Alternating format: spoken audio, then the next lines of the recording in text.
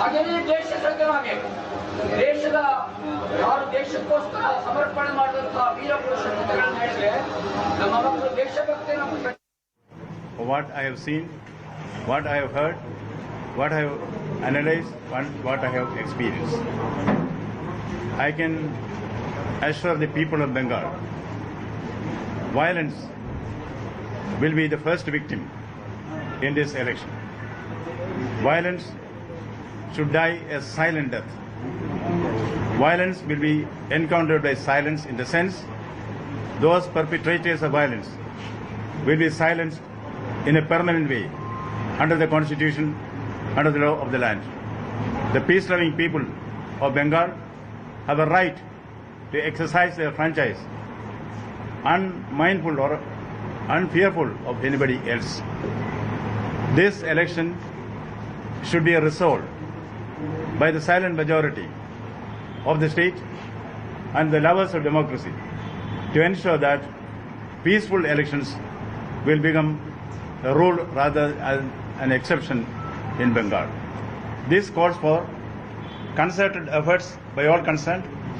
As Governor, I would take the initiative to see that all stakeholders are brought together and a joint effort is made to quell this situation of violence which mars the peace and quiet of this peaceful state. Thank you. So any word with the Chief Minister? Any word with the Chief Minister on the law and order situation of this particular area specifically?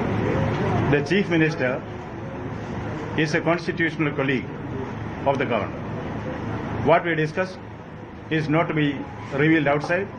Certainly whatever is expected of Governor under the Constitution will be done.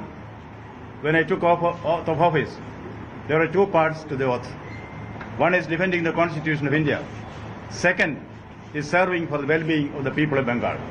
I will certainly dedicate myself to the service of the people of Bengal. This will be a test case. No violence will be tolerated.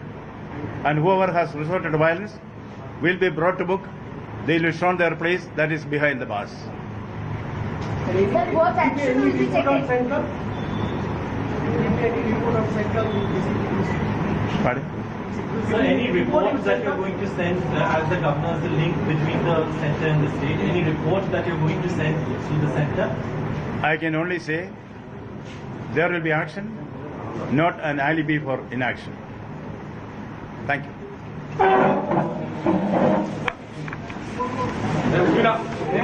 So there we heard from the governor of West Bengal speaking to the media after he took stock of the situation in the Bengal district where 7 bags of crude bomb were found earlier in the day.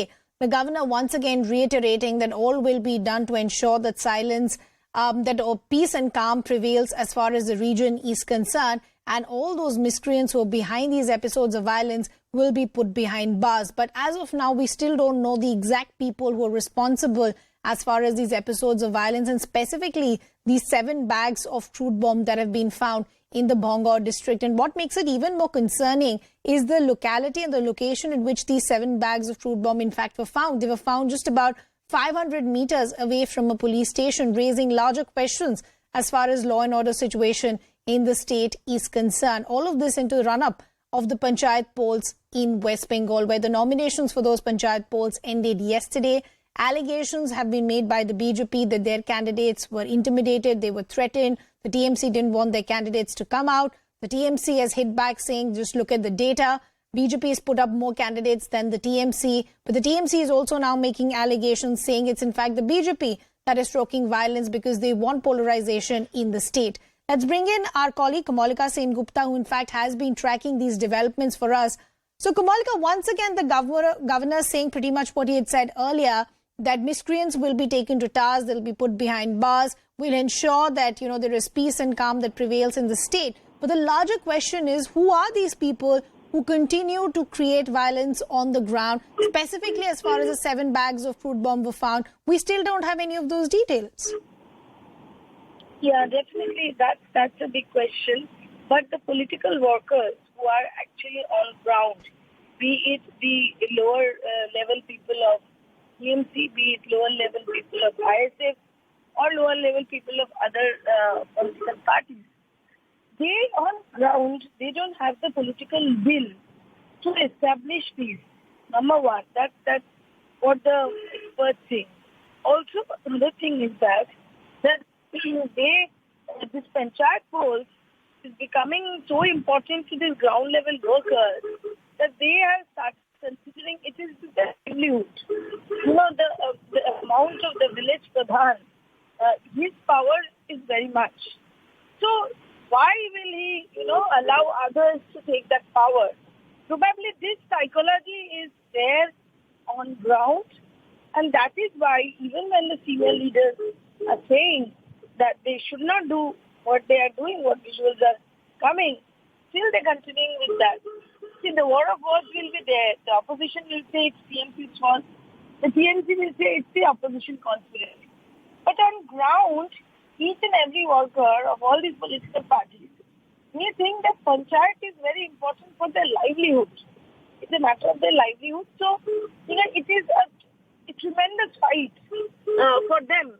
And there where this thing comes, then they will not just think anything and they will just do it.